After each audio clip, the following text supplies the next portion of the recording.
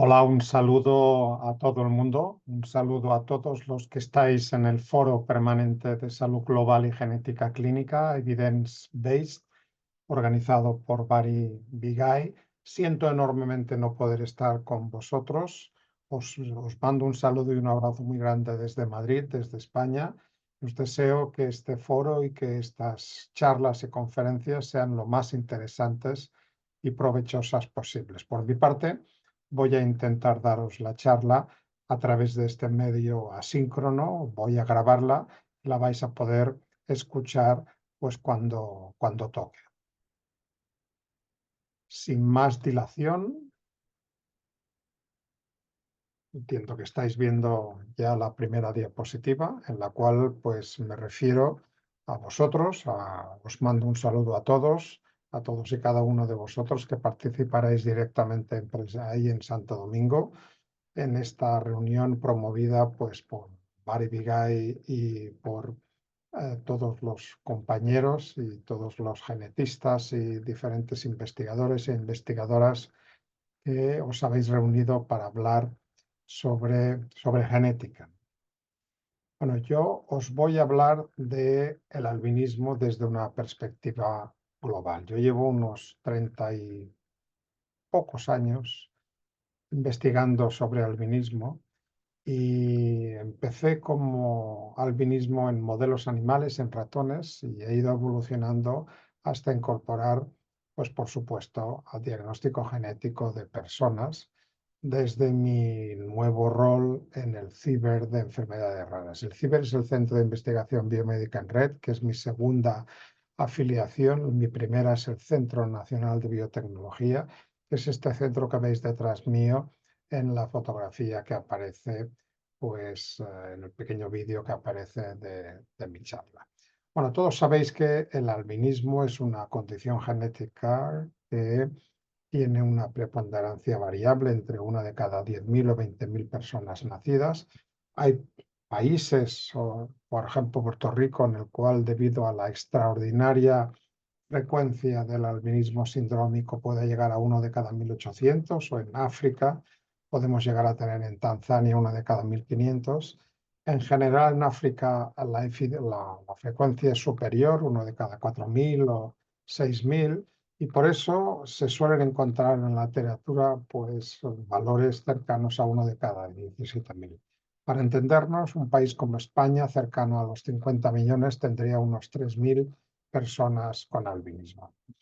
En albinismo, como todos sabemos, lo que se ve no es lo relevante. Lo que se ve es esta falta de pigmentación, pero lo relevante es la falta de visión. Es una condición genética que debe estudiarse desde la oftalmología, en la cual aparece una condición secundaria, que es esa la hipopigmentación, que durante años históricamente se ha tomado como primaria y se tomó como causa cuando en realidad es consecuencia. Son personas que tienen la visión alterada, carecen o tienen muy poco desarrollada la fobia, tienen una agudeza visual disminuida, tienen unas conexiones quiasmáticas entre la retina y los núcleos del cerebro alteradas, lo cual les produce pues alteración en la visión tridimensional, fotofobia, la falta de pigmentación en el iris hace que entre demasiada luz en la retina y esto genere dolor y disconfort.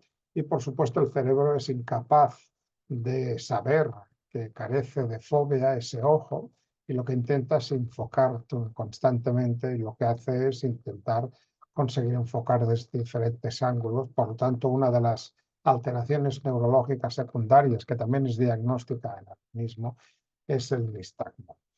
Hay diferentes tipos de albinismo. Tradicionalmente se han venido dividiendo entre sindrómicos y no sindrómicos, y entre oculocutáneos y oculares, según afectaran a diferentes partes del cuerpo, solamente a los ojos, pero en realidad lo que tenemos que hacer, y mi recomendación a partir de ahora, es que nos centremos en los genes cuyas mutaciones son los causantes de ese albinismo. Y digamos, un albinismo causado por mutaciones en el gen TIR o un albinismo causado por mutaciones en el gen GPR143, lo cual tiene muchísimo más sentido que cualquier otra denominación. No tienen estas personas una especial preponderancia para desarrollar cáncer de piel. Ahora bien, su falta de pigmentación les predispone a quemarse y a tener alteraciones en la piel si no se protegen. Pero si se protegen con una adecuada loción, con unas cremas, se mantienen en la sombra, utilizan gorras, sombreros, una ropa adecuada, no se exponen a las mayores horas en las cuales hay la mayor insolación, pues no tienen por qué tener una esperanza de vida reducida respecto a cualquier otra persona sin albinismo. En primer lugar, lo que les caracteriza, y esto es lo que es diagnóstico, es la ausencia de fobia. Fobia es la zona donde tenemos la mayor concentración de fotorreceptores y esta foveola, esta zona de la retina, esta depresión, pues desaparece en las personas con albinismo. Esto no es privativo solamente del albinismo, las personas con acromatopsia y otras alteraciones también tienen esa ausencia o un desarrollo menor de la fobia, pero lo que sí es privativo del albinismo es la combinación de esta ausencia de fobia con las conexiones quiasmáticas entre los ojos, entre la retina y el cerebro. Habitualmente, cada uno de los ojos lanza sus axones a través de las células ganglionares de la retina a ambos lados del cerebro, mientras que en una persona con albinismo, el ojo derecho solamente se comunica con los núcleos del cerebro del hemisferio izquierdo y el ojo izquierdo solamente se comunica con los núcleos del cerebro del hemisferio derecho. Y esto hace que no haya posibilidad de solapamiento de imagen y se altere la percepción tridimensional. Suelen faltar entonces las proyecciones ipsilaterales, las proyecciones que lanzan axones al mismo lado del cerebro en el cual está en el ojo. Y esto sí que es característico del albinismo. Esto es lo que realmente es diagnóstico, lo que nos deberíamos acostumbrar a tomar como criterio diagnóstico de albinismo, no la falta de pigmentación, que algunas veces puede aparecer y como veremos, no necesariamente aparece en todos y cada uno de los casos. La combinación de la hipoplasia foveal y esa alteración quiasmática es la que sí es diagnóstica del albinismo. Genéticamente son hasta 22 tipos los que conocemos actualmente de albinismo y los dividimos entre los no sindrómicos o clásicos, desde los albinos oculocutáneos entre el 1 y el 8, incluyendo el albinismo ocular, y los sindrómicos, que tenemos una variedad del síndrome de Shediac-Kihashi y hasta 11 variedades y quizá alguna más que pronto se va a descubrir del síndrome de Hermansle-Puttel. Algunos de ellos son realmente pues, muy peligrosos, como el HPS1 y HPS4, en los cuales pues, una alteración de la formación de estos órganos relacionados con el lisosoma pues puede llegar a generar, además de las características propias del albinismo, pues una fibrosis pulmonar que solamente se puede reconducir con un trasplante de pulmón. Y finalmente tenemos el último tipo de albinismo descrito, que es un tipo a caballo entre los no sindrómicos y sindrómicos, que es el FONDA, un acrónimo de los diferentes fenotipos que presenta, en el cual tienen exactamente las mismas alteraciones oftalmológicas, pero sin ausencia de hipopigmentación, es decir, en presencia de melanina. El albinismo no sindrómico pues, se caracteriza por esa visión disminuida y la hipopigmentación, que no necesariamente está presente en todos y cada uno de los casos, sino de la misma manera, mientras que el albinismo sindrómico, además, pues se le añaden pues, trastornos de tipo de coagulación, trastornos inmunodeficiencias, enfermedad autoinmune, ah, enfermedad intestinal inflamatoria, colon irritable, funcionamiento erróneo del pulmón, capacidad de respiración reducida en el caso, y también en el caso de Chiari-Hashi, alteraciones neurológicas.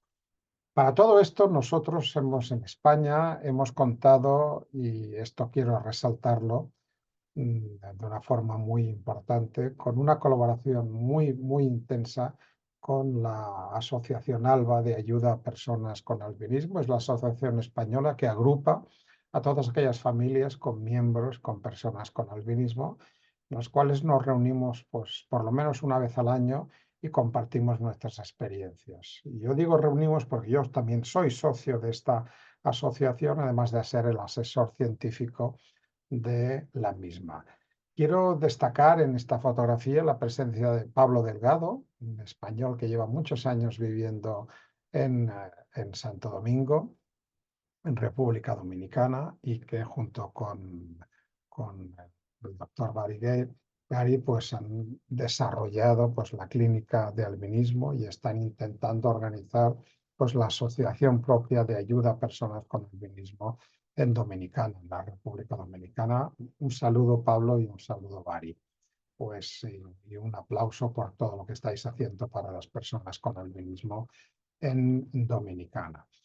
Bueno, la presentación de las personas con albinismo es extraordinariamente variable. Tenemos, por ejemplo, aquí un caso de mutaciones en el gen de la tirosinasa que pueden ir a la izquierda desde la total ausencia de pigmentación, a la derecha con una pigmentación intermedia que a veces hace diagnosticar erróneamente al joven de la derecha como si fuera un albino ocular, cuando en realidad se trata de un albinismo oculocutáneo tipo 1 con una tirosinasa, una actividad tirosinasa postnatal que en nada previene a las alteraciones visuales. Las alteraciones visuales están presentes en estas dos personas con independencia del nivel de pigmentación que adquieran. Esto es un ejemplo de un chico de Camerún, por lo tanto de origen africano, y con albinismo, en el albinismo típico africano, de tipo colocutáneo de tipo 2, en el cual se observan pues, pigmentación en los ojos y esta pigmentación feomelánica en el pelo. Y este es Charles, que lo conocimos en Camerún y hace unos 10 años organizamos una reunión en Camerún. Y quiero que se fijen en la coexistencia, tanto en el pelo de este color feomelánico, pero en la barba aparecen estos pelos con pigmentación oscura netamente, pues denotando presencia de eumelanina. Por lo tanto, esto quiere decir que todavía no entendemos suficiente cómo una persona que tiene en todas sus células una mutación en el gen K2 es capaz de generar en algunas partes de su cuerpo eumelanina, mientras que en el resto de su cuerpo es incapaz de generar eumelanina. Esto es un recordatorio de que todavía nos queda mucho por avanzar y por descubrir en el caso de albinismo. Aprovecho estas imágenes para recordar lo que ya he dicho y voy a reiterar que el nivel de pigmentación no es indicativo del nivel de alteración oftalmológica. Hay personas que tienen una baja visión y pueden estar muy bien pigmentadas y a la inversa hay personas con casi nula o total ausencia de pigmentación que tienen una visión mucho mejor que otros. En general decimos que las personas con albinismo pues tienen ceguera legal en España y en otros países de la Unión Europea. Se considera ceguera legal aquella que afecta a personas que tienen una agudeza visual inferior al 10% del resto de las personas.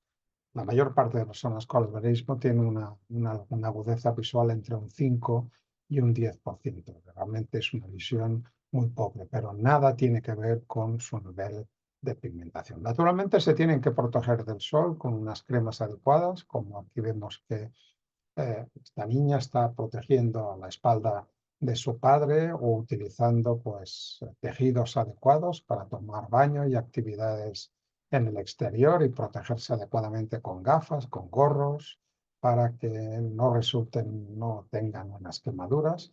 Claro, y esto no es posible en determinadas regiones, por ejemplo, del mundo. Por ejemplo, en África, donde veremos que las personas constantemente expuestas, sin gorras, sin cremas, pues empiezan a desarrollar lesiones que pueden malignizar en la piel, como aparece en este niño, que aparecen unas pequeñas lesiones que pueden llegar a ser bastante más importantes y que pueden también pues, interferir con la esperanza de vida de la persona, porque estas lesiones pueden acabar desarrollándose unos cánceres que pueden ser muy importantes y pueden metastatizar y acabar con la vida de las personas antes de que éstas cumplan 40 años. Estos tumores enormes, son imposibles de ver en Europa.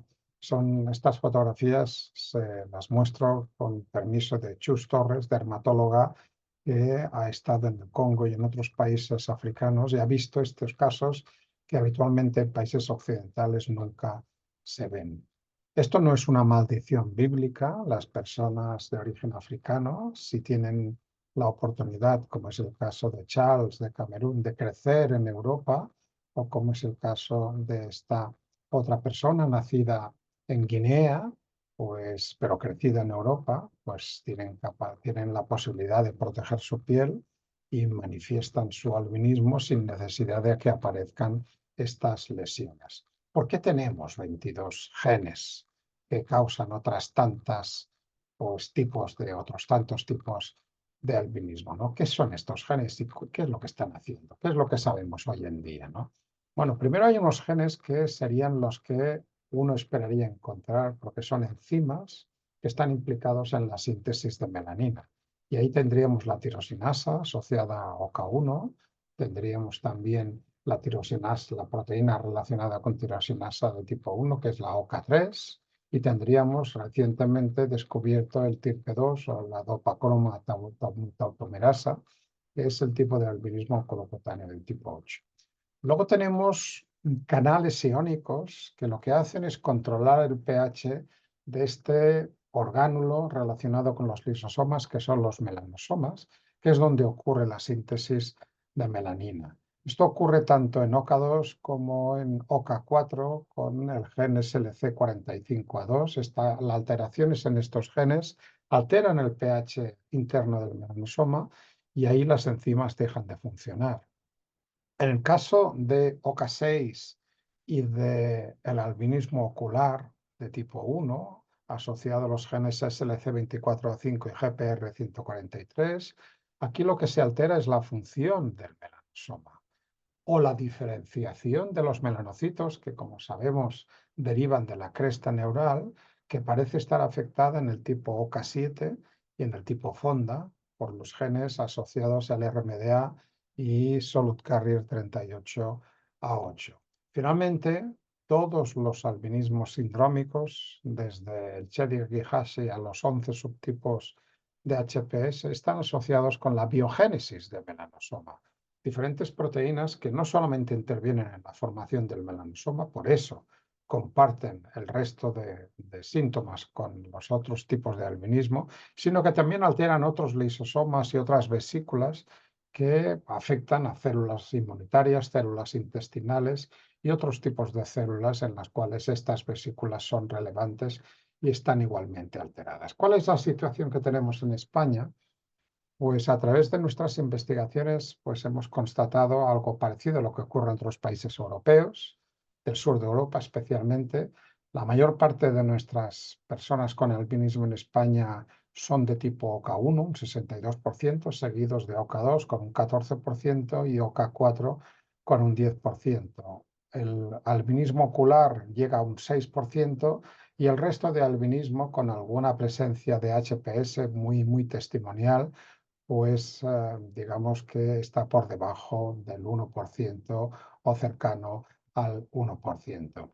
En particular, nosotros hemos sido capaces de resolver más de un 80% de los casos, especialmente después de incorporar técnicas de secuenciación masiva, técnicas de exomas completos y hasta de genomas completos, para solucionar un 10% adicional respecto al 30% de casos no diagnosticados que nos quedábamos anteriormente antes de aplicar las técnicas de secuenciación masiva. ¿Cuál es la explicación de por qué no somos capaces de obtener la secuenciación de este 100% de las personas que clínicamente manifiestan obviamente este albinismo? Bueno, pues hay diferentes explicaciones. Nuestro compañero de Manchester, Panagiotis Sergouniotis, pues son los que han propuesto que incluso puede darse albinismo cuando coexisten personas que son portadoras de mutaciones en tirosinasa y en OCA2. Dos genes teóricamente no relacionados, pero que en determinadas situaciones pueden interferir el uno con el otro, y la simultánea presencia de mutaciones en tirosinasa y NOCA2 puede aparecer asociada al albinismo. En realidad nosotros lo que pensamos es que la presencia de mutaciones en zonas reguladoras, en lo que es el genoma no codificante, que como ven es la mayor parte del genoma, un 98% del genoma, probablemente esté detrás de estas mutaciones que somos incapaces de detectar. De hecho, tenemos ya evidencias que hay haplotipos conocidos en el gen de la tirosinasa que están asociadas al promotor. Por ejemplo, la presencia de una C en una determinada posición del promotor del gen de la tirosinasa condiciona la aparición del fenotipo de albinismo. Para resolver esta y otras preguntas, nuestra aproximación tradicional ha sido utilizar modelos animales en el ratón, de tal manera que el ratón, que tiene pues, aparentemente un número muy similar de genes que el genoma humano, y en particular los 22 genes que causan mutaciones que causan albinismo en humanos, también causan los mismos tipos de albinismo en el ratón. Utilizando modelos de ratón y del gen de la tirosinasa de ratón hemos podido descubrir pues, elementos reguladores, y estos elementos reguladores, cuando los hemos eliminado utilizando edición genética con las herramientas CRISPR, lo que hemos obtenido son ratones que tienen un fenotipo clarísimo de pérdida de función. El ratoncito gris que está encima del ratoncito negro, que es el ratoncito silvestre. El ratoncito gris tiene el gen intacto, pero tiene mutagenizado este elemento regulador. Esto lo hemos repetido con otros elementos reguladores hasta caracterizar lo que sería el dominio de expresión de este gen, y seguramente esto ocurra con el resto de genes asociados al albinismo. ¿Cuáles son las relaciones entre los diferentes genes que causan el albinismo? No hace tanto, esto lo publicamos en la revista Progress in Retinal and Eye Research, gracias a un trabajo colaborativo que coordinó Arthur Bergen, un oftalmólogo recientemente fallecido, al cual quisiera recordar en estos momentos. Y lo que realmente vimos es que estos genes parecen tener una activación secuencial. En definitiva, de todos los tipos de albinismo, lo que únicamente comparten todos los tipos de albinismo son las alteraciones visuales, mientras que las alteraciones pigmentarias aparecen en los tipos oculocutáneos y en los tipos sindrómicos. Y son estos, los tipos sindrómicos, los que tienen otras alteraciones en otros sistemas, en otras células, en otros órganos. Por lo tanto, si queremos entender lo que realmente sucede con el albinismo, tenemos que desacoplar los problemas de pigmentación o los problemas de visión. Tenemos que centrarnos en esta parte de la gráfica.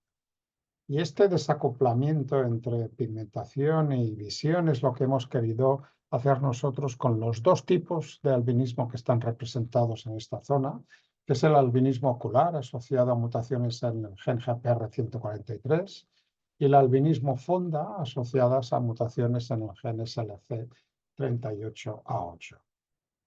Y les presento un niño a la derecha con albinismo ocular que probablemente si nos lo encontráramos por la calle difícilmente lo asociaríamos a una persona con albinismo, a no ser que nos percatáramos de su nistagmo evidente, mientras que a la izquierda, esta niña con un albinismo clásico oculocutáneo de tipo 1, con mutaciones en el gen de tirosinasa, pues tendría esa falta de pigmentación en piel, cabello y en ojos.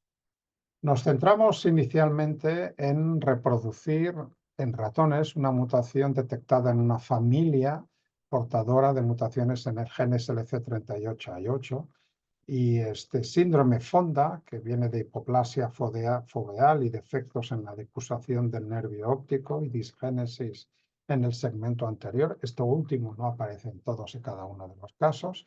Y lo que hicimos fue reproducir una mutación que está asociada a glutamina 200, que la pudimos hacer con CRISPR. La característica principal de Fonda, las personas Fonda, es que no tienen alteración pigmentaria, y esto lo pudimos constatar. Lo pudimos constatar precisamente con la obtención de estos ratones, tanto heterocigosis como homocigosis, que están igualmente pigmentados que el ratón silvestre. La pregunta es, ¿tienen alteraciones en la visión?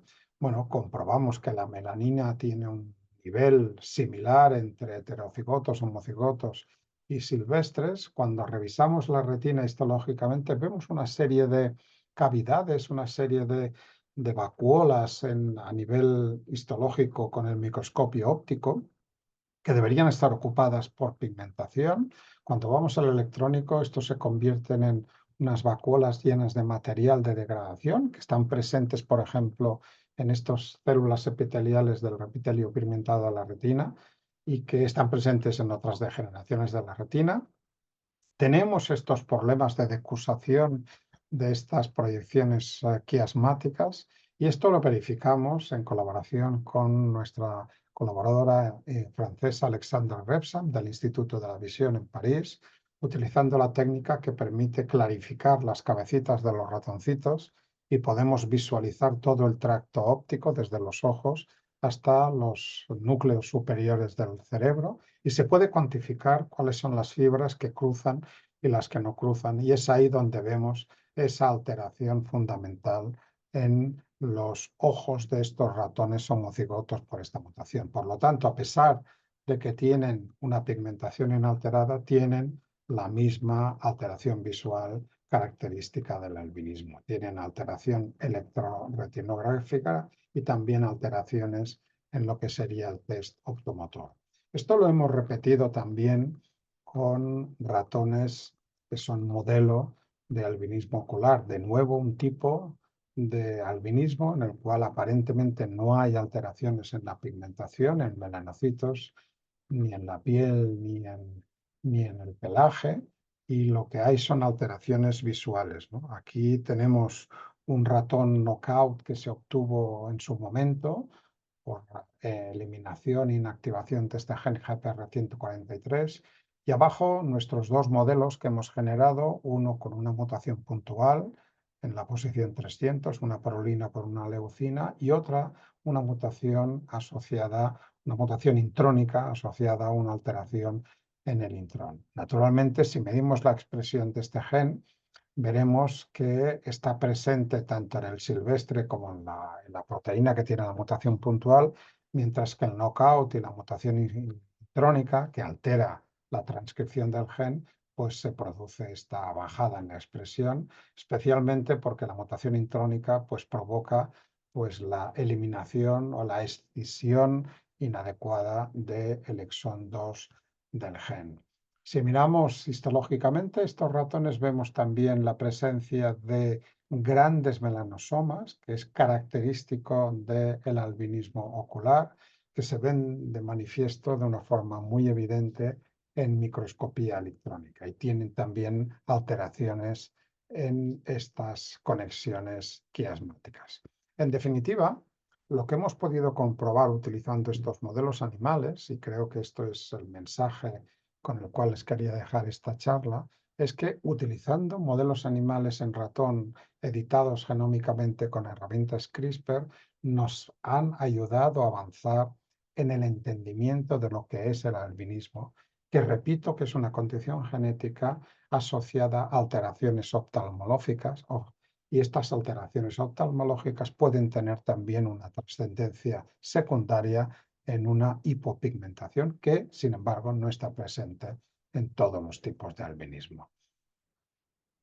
Déjenme felicitar y agradecer a todas las personas de mi equipo, actuales y pasadas, y las diferentes instituciones que nos dan dinero para trabajar y para desarrollar nuestros proyectos. Quiero agradecer también a los diferentes colaboradores con los cuales hemos tenido la fortuna y el privilegio de poder contar, y especialmente quería dedicar mi última diapositiva pues a todos mis amigos y amigas de ALBA y de nuevo en el centro de la imagen Pablo Delgado, que también nos trae noticias de República Dominicana cada vez que asiste a estas reuniones de ALBA. Esta es la fotografía de una de las últimas reuniones de ALBA que también volveremos a celebrar en aproximadamente menos de un mes. Repito, mucho éxito con el Congreso, mucho éxito con este foro y les mando un abrazo muy fuerte desde Madrid, desde España.